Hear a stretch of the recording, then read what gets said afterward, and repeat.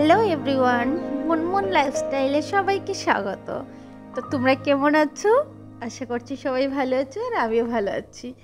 আর আজকে যেটা ব্লগ হচ্ছে সেটা মানে দুর্দান্ত ব্লগ। তোমরা পুরো ভিডিওটা দেখবে, আশা করি ভালো লাগবে। আর তোমরা যদি আমার ভিডিও নতুন দেখছো, প্লিজ আমার চ্যানেলটাকে সাবস্ক্রাইব করে দিও আর একটা লাইক দিয়ে শুরু থেকে শেষ অবধি অবশ্যই দেখবে। তো তোমরা দেখতেই পাচ্ছ আমি রেডি হয়ে গেছি। আজকে হচ্ছে আমার শ্যুট ব্লগ আর মেকআপও করে দেবে আমার একটা বোন।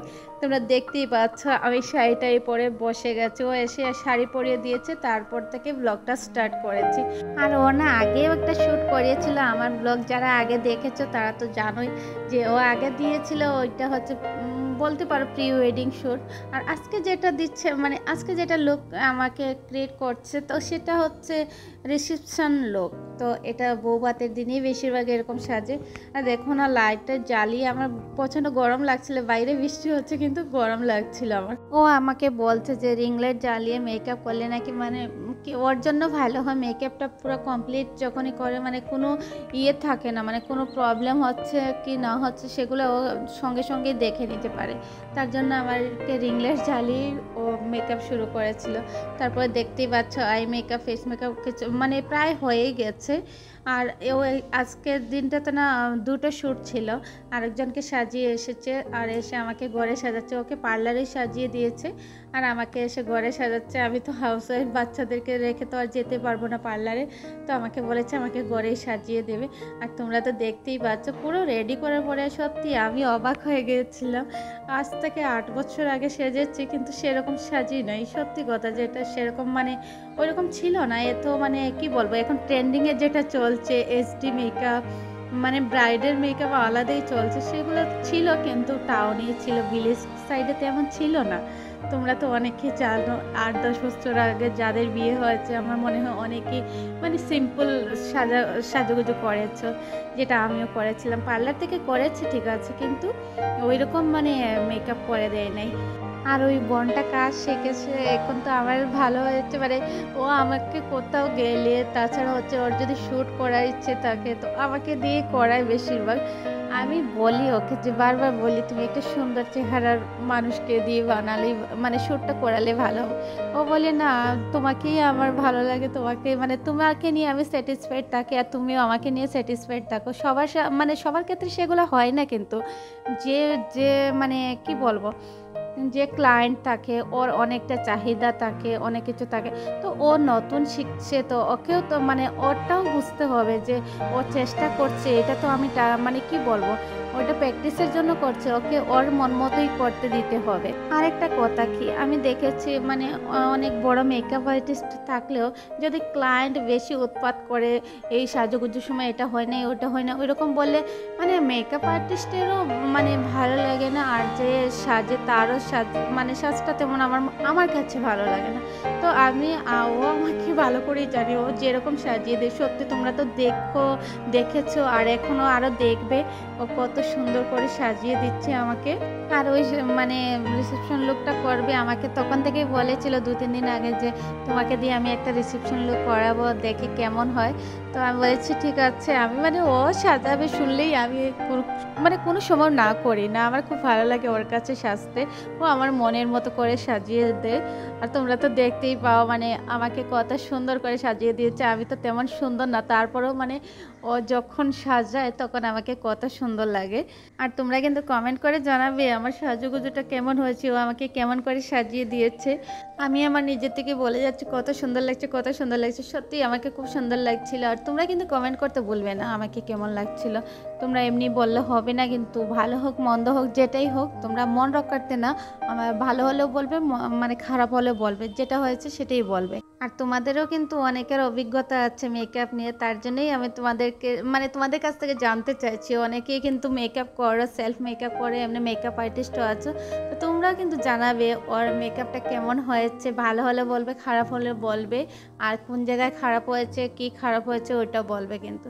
তারপরে দেখো ফাইনালি চলে আসছে ঘরের বাইরে, এখন তো ফটোশ্যুট হবে। আর সন্ধ্যার অল্প আগে আগে এসেছে, অনেকটা টাইম চলে গিয়েছিল, ওকে মেকআপ করিয়ে দিয়েছে, তো তার জন্য আমার এখানে আসতে একটু লেট হয়েছে ওর। তো তারপরে ও এসেছে, ও পার্লারে একবার ফটোশ্যুট করে এসেছে, তারপরে এসে আবার ঘরে করছে। ঘরে বলতে আমার এখানে এসেছে, তো এখানে আরও 2-4টা ফটো নিয়েছে। তো তোমরা দেখতেই পাচ্ছ আমাকে দাঁড় করে রেখে দিয়েছে বাইরে, কি পোজ দেখাচ্ছে। আর একটা কথা কি, আমি না কোনো পোজ মানে দেখি নাই, মোবাইলেও দেখি নাই, ঘাটাঘাটি করি নাই, কারণ টাইম পাই নাই, পুরো দিনই কাজ ছিল। তারপরে ওরা ঘুমানোর পরে আমার মেকআপ করতে লেগে গেছে, আর আমি দেখবই বা কখন। মানে অনেকে তো আগের থেকে মানে প্ল্যানিং করে রাখে, সেটা আমার হয়নি।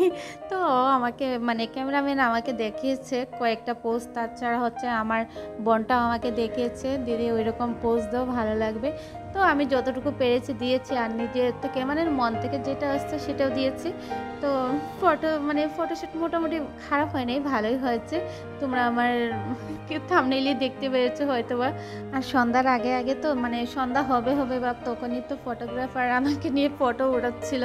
তো তখন প্রায় লোকই ঘরে ছিল, আর গলিতে তেমন মানুষ ছিল না, তার জন্য একটু ভালো হয়েছে। তোমরা দেখতে পাচ্ছ গলিটা পুরো ফাঁকা ছিল, আমাদেরকে আমার ফটো উঠতে ভালো লাগছিল। আর কেউ আসলে গেলে না একটা অসুবিধা মনে হয়, তো গলিটা পুরো ফাঁকা ছিল, তখনই মানে আমাকে দিয়ে ফটোশ্যুট করেছে। আর দেখতেই পাচ্ছ আমি যে জায়গাটা সিলেক্ট করেছি ওরও ভালো লেগেছে, ও এখানে ফটো উঠেছে। তারপরে তো আমাকে উঠতে হয়েছে আরও এখানে 2-4টা ফটো। তারপরে না আমরা ঘরে চলে আসছি, কারণ সন্ধ্যা হয়ে গেছে, তো প্রায় সন্ধ্যা হবে বা তখনই ঘরে চলে আসছি। ঘরে এসে আমার বেডরুমে ফটো উঠাচ্ছে। আমি মানে ভাবছি, তখন প্রচুর বৃষ্টি ছিল কিন্তু দিনের বেলা, তো আমি ভাবছি যে যদি বৃষ্টির জন্য বাইরে যেতে না পারে তাহলে তো ঘরেই 2-4টা ফটো উঠতে হবে। তোমরা দেখতে পাচ্ছ আমার এখানে স্পেসও নেই, ব্যাকগ্রাউন্ডও সুন্দর না, তারপরেও ভাবছি এখানে মোটামুটি হবে। তো আমি ফটো এসেছে দেখেছি আর ভালো লেগেছে, আর ও বলেছে আমাকে 2-4টা ফটো একটু সুন্দর করে এডিট করে দেবে, একটু টাইম লাগবে। আমি বলেছি ঠিক আছে।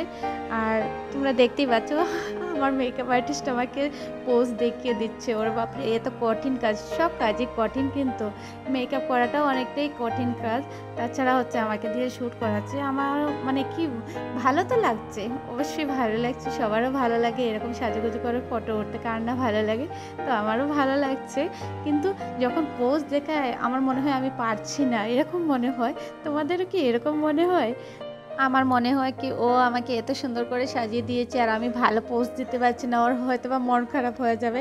কিন্তু ও সেরকম না আমার মানে ও বুঝতে পারে আমাকে দিয়ে যতটুকু করে ওর ভালো লাগে। তো তোমরা ফাইনাল দেখতে পাচ্ছ এখন আমি চেয়ারে বসে যাচ্ছি, কারণ এখানে ফটো উঠবে।